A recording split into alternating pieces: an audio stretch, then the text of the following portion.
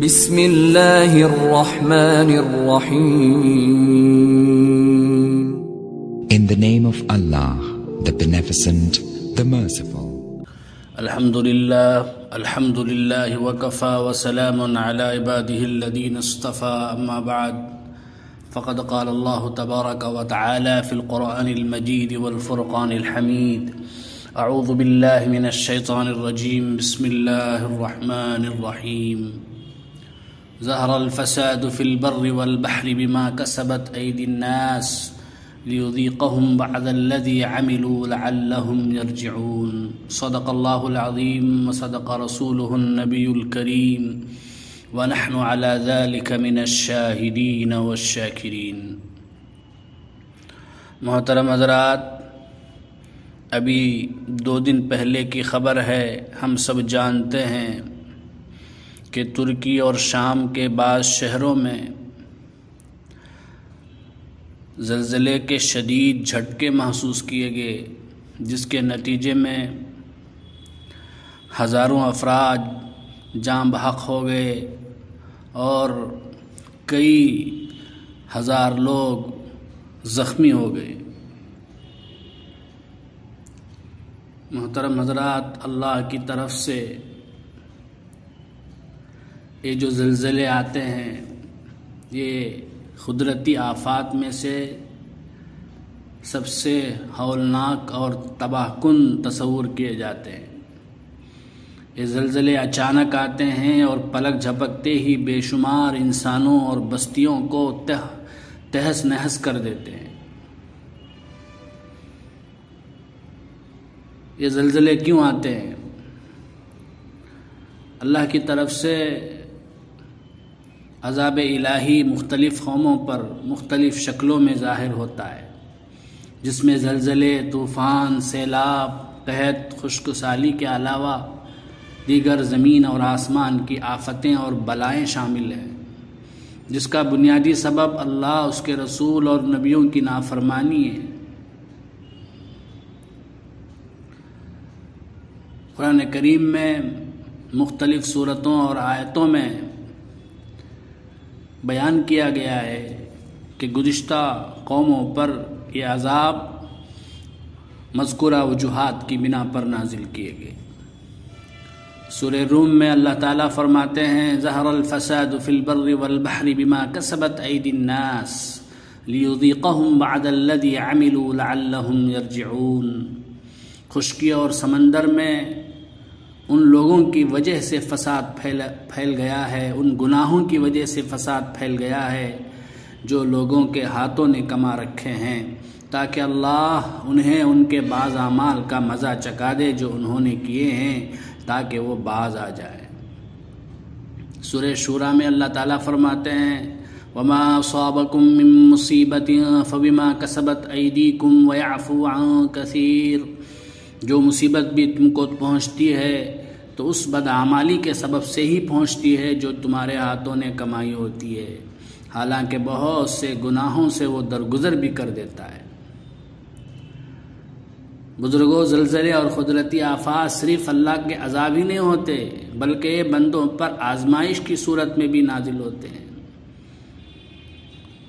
اس لیے اللہ تعالیٰ سے توبہ، استغفار، بخشش اور مغفرت کے ساتھ رجوع کرنا چاہیے. اس آزمائش کا ذکر قرآن پاک کی مختلف آیتوں سے ظاہر ہوتا ہے. اللہ رب العزت نے قرآن کریم کی سورہ زلزال کی پہلی چند آیتوں میں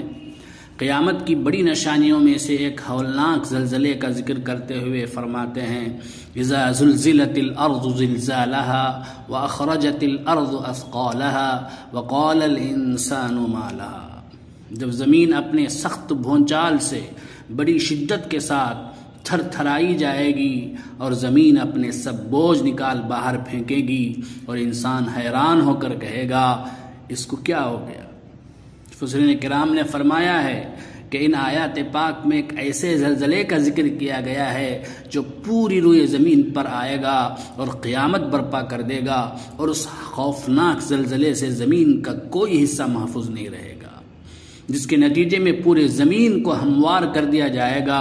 اور ایسا دوسری مرتبہ سور پھونکنے کے بعد ہوگا۔ اگر اس سے پہلے چھوٹے چھوٹے زلزلے آئیں گے جو قرب قیامت کی نشانیوں میں سے ہوں گے اور کثرت سے رونما ہوں گے۔ احادیث کا مطالعہ کرتے ہیں تو ہمیں بخاری شریف میں ملتا ہے، حضرت ابو ہریرہ رضی اللہ عنہ فرماتے ہیں رسول اللہ صلی اللہ علیہ وسلم نے ارشاد فرمایا، قیامت اس وقت تک نہیں آئے گی جب تک کہ علم کو اٹھا لیا نہیں جاتا۔ اس وقت کثرت سے زلزلے آئیں گے، ایک زمانہ دوسرے کے قریب ہوگا، فتنہ و فساد ظاہر ہوگا، حرج میں اضافہ ہوگا، یعنی قتل و غارت گری، یہاں تک کہ مال و دولت کی فراوانی اس طور پر ہوگی جیسے کہ ابل پڑی ہو۔ ترمذی شریف میں حضرت ابو ہریرہ رضی اللہ عنہ ہی سے مروی ایک دوسری حدیث میں رسول کریم صلی اللہ علیہ وسلم نے قرب قیامت کی نشانیوں کا ذکر کرتے ہوئے ارشاد فرمایا، اذا اتخذ الفیء دیولا، جب مال غنیمت کو گھر کی دولت سمجھا جانے لگے گا، والامانۃ مغنما، اور امانت میں خیانت کی جائے گی، والزکاۃ مغرما، اور زکوٰۃ کو بوجھ سمجھا جائے گا، وتعلم لغیر الدین، دینی تعلیم دنیا کے لیے حاصل کی جائے گی، وَأَطَاعَ الرَّجُلُ امرأته، آدمی بیوی کی اطاعت کرنے لگے گا، وَعَقَّ أُمَّهُ، اور اولاد ماں کو ستانے لگے گی، ماں کی نافرمانی کرے گی، وَأَدْنَىٰ صَدِيقَهُ وَأَقْصَىٰ أَبَاهُ، دوستوں کو قریب اور والدین کو دور کر دیا جائے گا، وَظَهَرَتِ الْأَصْوَاتُ فِي الْمَسَاجِدِ، مسجدوں میں آوازیں بلند ہوں گی، وَسَادَ الْقَبِيلَةَ فَاسِقُهُمْ، فاسق اور فاجر قبیلے کا سردار بنے گا، وَكَانَ زَعِيمَ الْقَوْمِ أَرْذَلُهُمْ، انتہائی رذیل آدمی قوم کا سردار بنے گا، وَأُكْرِمَ الرَّجُلُ مَخَافَةَ شَرِّهِ، اور انسان کی عزت کی جائے گی اس کے شر کے خوف سے، وَظَهَرَتِ الْقَيْنَاتُ وَالْمَعَازِفُ، گانے بجانے والی عورتیں اور سامان تعیش کی کثرت ہو جائے گی، وَشُرِبَتُ الْخُمُورُ، اور شرابیں پی جانے لگیں گی، وَلَعَنَ آخِرُ هَذِهِ الْأُمَّةِ أَوَّلَهَا، امت کے بعد میں آنے والے لوگ پہلے لوگوں پر لعنت اور ملامت کرنے لگیں گے، فَارْتَقِبُوا عِنْدَ ذَلِكَ رِيحًا حَمْرَاءَ وَزَلْزَلَةً وَخَسْفًا وَمَسْخًا، تو رسول اللہ صلی اللہ علیہ وسلم نے فرمایا جب یہ علامتیں ظاہر ہو جائیں تو اس زمانے میں سرخ آندھیوں، زلزلوں، زمین میں دھس جانے، صورتیں مسخ ہو جانے، آسمان سے پتھر برسے جانے کا منتظر رہو۔ صحابی رسول حضرت انس ابن مالک رضی اللہ عنہ نے ایک مرتبہ حضرت عائشہ رضی اللہ عنہا سے پوچھا زلزلہ کیوں آتا ہے؟ تو حضرت عائشہ رضی اللہ عنہا نے فرمایا جب لوگ زنا کو حلال سمجھنے لگیں، شراب پینے لگیں، گانے بجانے کے مشغلے کو اپنا لیں تو پھر اللہ کی غیرت جوش میں آ جاتی ہے، زمین کو حکم ہوتا ہے کہ زلزلہ برپا کرے۔ اگر اس علاقے کے لوگ توبہ استغفار کر لیں اور اپنے گناہوں سے باز آ جائیں، برے اعمال سے باز آ جائیں تو ان کے حق میں بہتر ہے، ورنہ ان کے لیے ہلاکت ہے۔ عبداللہ بن مسعود رضی اللہ عنہ کے زمانے میں ایک مرتبہ کوفے میں زلزلہ آیا تو انہوں نے عام اعلان کیا کہ اے لوگو یقیناً تمہارا رب تم سے ناراض ہو گیا ہے، اگر اس کی رضامندی چاہتے ہو تو فوراً اس کی طرف رجوع کرو، اجتماعی توبہ کرو، ورنہ اسے یہ ہرگز پرواہ نہیں تم کس وادی میں ہلاک ہوتے ہو۔ عمر ابن عبدالعزیز رحمۃ اللہ علیہ نے ایک مرتبہ جب زلزلہ آیا تو اپنے تمام گورنروں کو ایک خصوصی پیغام دے کر بھیجا جس میں آپ صلی اللہ علیہ وسلم نے فرمایا سنو اور اچھی طرح جان لو کہ زلزلے کے جھٹکے سزا کے طور پر آتے ہیں، لہذا تم لوگ صدقہ خیرات کرتے رہو، توبہ استغفار میں لگے رہو اور حضرت آدم علیہ السلام کی دعا مانگتے رہو، ربنا ظلمنا انفسنا، اے ہمارے رب ہم نے اپنی جانوں پر ظلم کیا ہے، زیادتی کی ہے، وَإِن لَّمْ تَغْفِرْ لَنَا وَتَرْحَمْنَا، اگر تو نے ہماری مغفرت نہیں فرمائی، ہم پر رحم نہیں کیا تو لَنَكُونَنَّ مِنَ الْخَاسِرِينَ، ہم نقصان اٹھانے والوں میں سے ہو جائیں گے۔ تو بزرگوں اور دوستو، مذکورہ قرآن و حدیث کی روشنی سے ہمیں یہ بات معلوم ہوئی کہ زلزلے اور دوسرے قدرتی آفات صرف اللہ کے عذاب ہی نہیں ہیں، بلکہ اللہ کے نیک اور بزرگ بندوں پر آزمائش بھی ہیں۔ لہٰذا اس کے مصیبتوں اور آلام سے، تکلیفوں سے بچنے کے لیے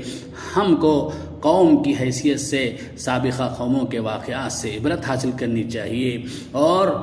ان قرآنی واقعات کا مطالعہ کرنا چاہیے جو ان نافرمان قوموں پر غضب الہی کے نزول کا سبب بنے۔ جہاں بھی یہ خدا کا قہر برپا ہوتا ہے تو وہاں اللہ کی طرف رجوع، اجتماعی توبہ و استغفار کے ساتھ آفت زدہ علاقوں میں بغیر مذہب و ملت کی تفریق کے، بحیثیت انسان کے، ہمیں ان بے یار و مددگار سسکتے انسانوں کی مدد کرنی چاہیے۔